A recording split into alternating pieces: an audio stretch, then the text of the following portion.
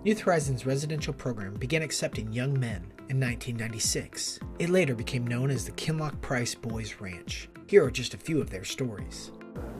Ernest, I don't think he'll ever forget any kid that he ever steps in front of. Or I don't think any kid will ever forget Ernest if they ever step in front of him. He is one of those people that he will leave a mark in your mind about him and every child that steps foot. We are at the Martin House, first group home by Youth Horizons. I was the first person there 20 years ago. Ernest has been such a big influence in my life, just the way he always helping people, always looking out for others, always putting others before himself. When I first came here, I had no self-control really at all. Ernest taught me self-control and taught me to respect people, mostly. It became a lot clearer as time went on. Just being surrounded by all the good people that worked for Youth Horizons and all the people in River Community Church, just seeing how those people acted, is a big influence on how I changed. Being at the Boys Ranch changed a lot, maybe in my perspective at first and in my actions much later on, but it was a huge change to the way life was for me. I disliked authority a lot as a teenager, and so that was a huge change, was trying to deal with authority that in a lot of ways was a lot more strict than what I had dealt with before at home, and rules that were very rigid, a schedule that was very rigid. I finally started for the first time reading the Bible in a way that I didn't want to just know what it said. I was genuinely searching for what God wanted to show me through it. Getting in the scriptures was probably one of the greatest benefits of being here. Many of the people who worked here, the house parents and the staff, reinforced that in a way that I hadn't really seen in other people in my life. I was adopted when I was 6 years old, me and my older sister. The gentleman that adopted us didn't want me. I woke up one morning from my sister, and the gentleman said, he's not going to school today.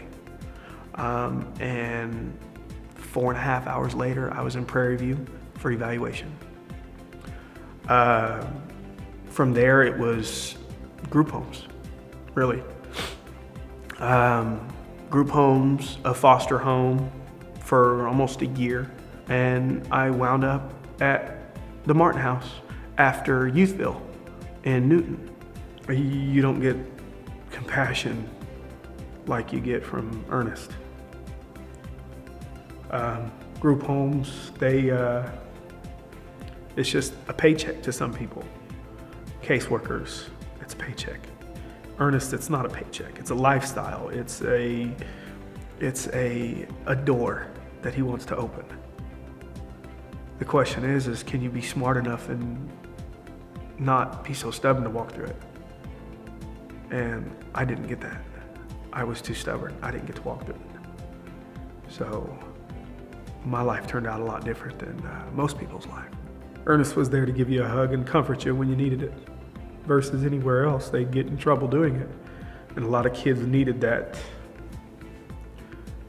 They needed it, and they didn't get it. You've seen what you come from, so as you get older, you try to help those that are going down the same path that you've been. Seen every sign that you have given the same person before you, and you try to stop it. You try to let them know, look, you're going down the wrong way. You got to change. You got to stop. You got to look at what's going on. If you don't, you're going to wind up in jail. You're going to wind up in a grave. You're going to wind up with nothing, absolutely nothing. And then when you get to nothing, you're going to wonder why you're there. And then the only thing that you're going to do is you're going to look back and you're going to see everything that you've done. It's hard for a lot of people to understand, especially if they haven't been in the situation.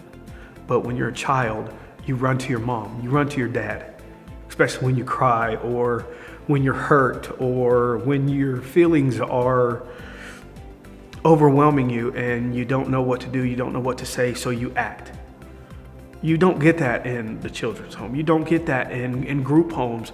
And Ernest, he doesn't hesitate. He won't hesitate. He'll grab you by your arm and bring him straight to you. You know, that's who he is, because he understands. He's been around kids for years. He understands the good, he understands the bad, he understands the heartache that some kids are going through because they're being yanked from their homes, not understanding, so they've got this huge wall up. You know, your life is not what you expected. But he is that type of person that would want to change it for the better. Everybody has a story. Some are worse than others. Good, bad, whatever the case may be. You arrive here, all of you are in the same boat. If there's anything that I learned in my life, is never turn away somebody that is willing to put their hand out